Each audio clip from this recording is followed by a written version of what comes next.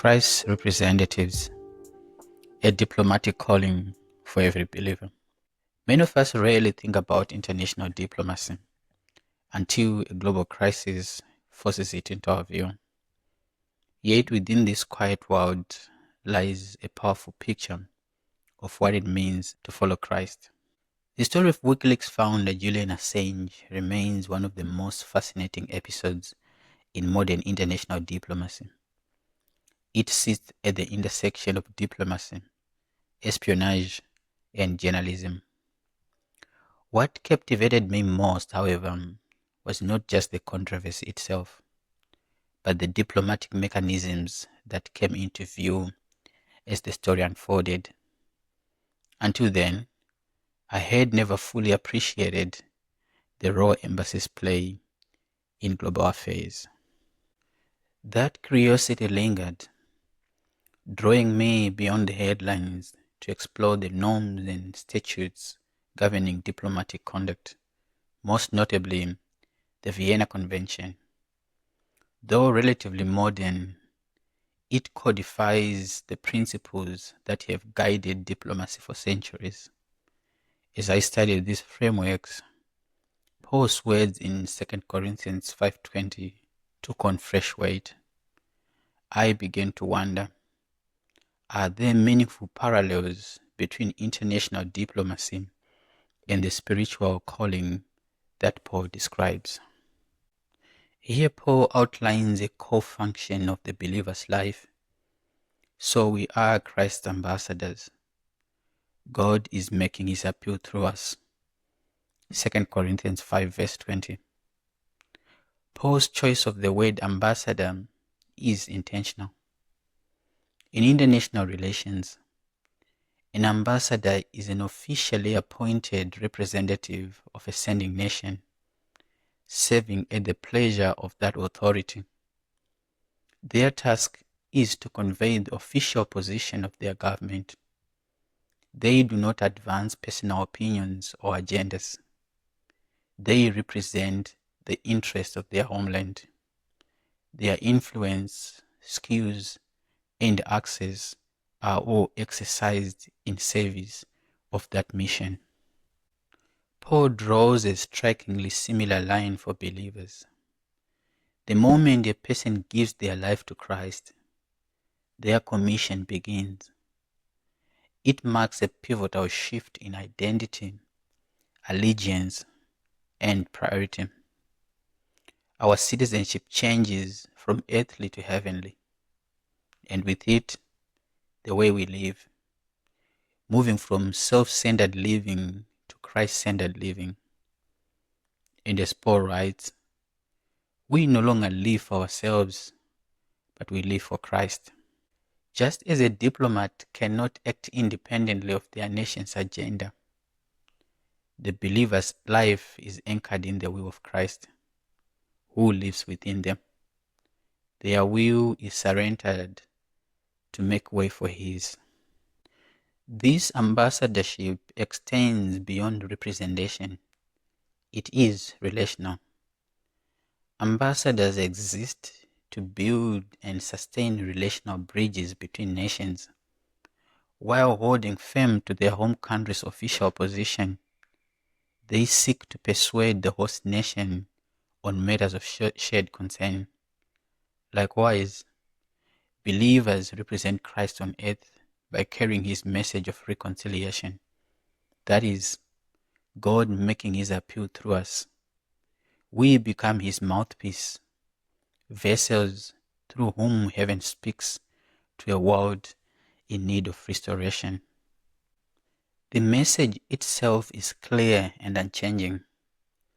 God made him who had no sin to be sin for us, so that in him we might become the righteousness of God. 2 Corinthians 5 verse 21. This is heaven's official position, the heart of the believer's ambassadorial mandate. Every aspect of the believer's life must echo this message.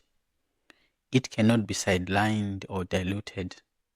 True ambassadorship keeps this mission front and center. To remain aligned with the sending authority, diplomats maintain constant communication. They provide updates, receive instructions, and adjust to evolving conditions. When that connection breaks down, ineffectiveness is inevitable. The same is true spiritually. A believer who neglects prayer and scripture risks drifting out of alignment with heaven's agenda. At best, they become ineffective.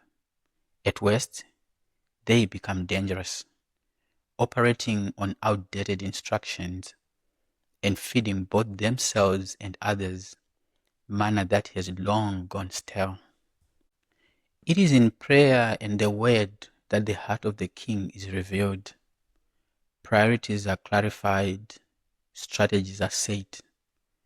As Acts 16:6 shows us, the where, when, and how of the mission are determined by the sending authority. Not every field is ready at every moment, nor is every moment right for every field. A representative does not choose their assignment. They follow the plan that is given to them. Alignment, however, is not only about direction. It is also about the fidelity to the message. Diplomats do not alter their position to suit the shifting narratives of the host nation. They communicate their government stance as given. Believers are called to do the same, speaking with compassion and wisdom, yet never adjusting heaven's position. We may learn the culture, the language and norms of the world around us, but only to serve the mission, never to dilute it. Ambassadors are not covert operatives like Mossad or the CIA. They are not meant to blend in unnoticed. Their presence is visible, their identity is clear, and their mission is public. They do not pretend to be something they are not. They wear their badge openly. The same is true for believers.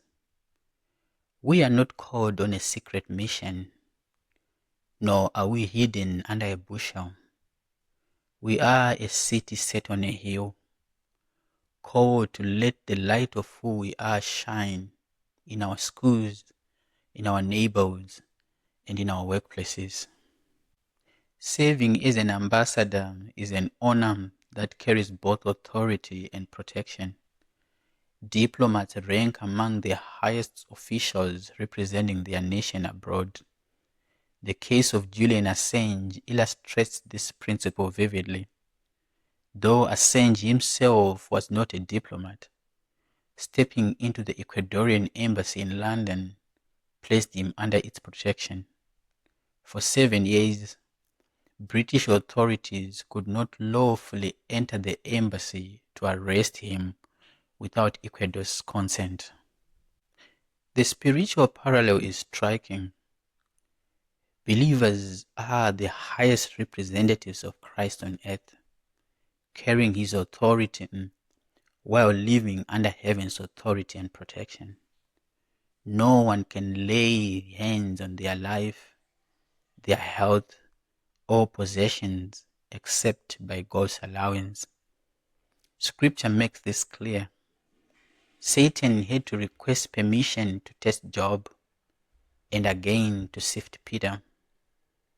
Even when that permission is granted, God sets firm boundaries, ensuring that trials never exceed what the believer can bear. Outside of this covering, a person is spiritually exposed.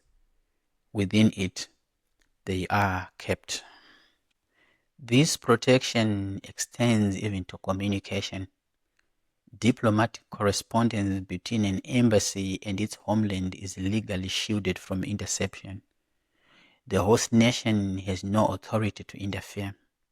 In the same way, a believer's communication with heaven operates through channels the world cannot intercept or decode.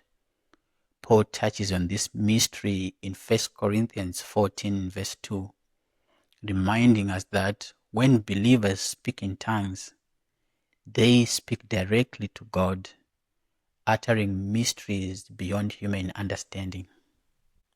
And yet, diplomats are never removed from their physical surroundings. An Ecuadorian embassy in London, though legally Ecuadorian territory, still experiences London's weather. Believers too live with this tension. While we are spiritually seated with Christ in heavenly places, we still endure the conditions of our earthly assignment: grief, hardship, persecution, and even death.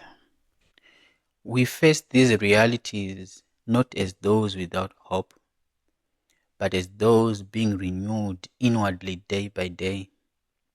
Our eyes remain fixed on what is eternal, knowing that when our mission is complete, we will be welcomed home by the Lord, for the glory that awaits us far outweighs our present troubles.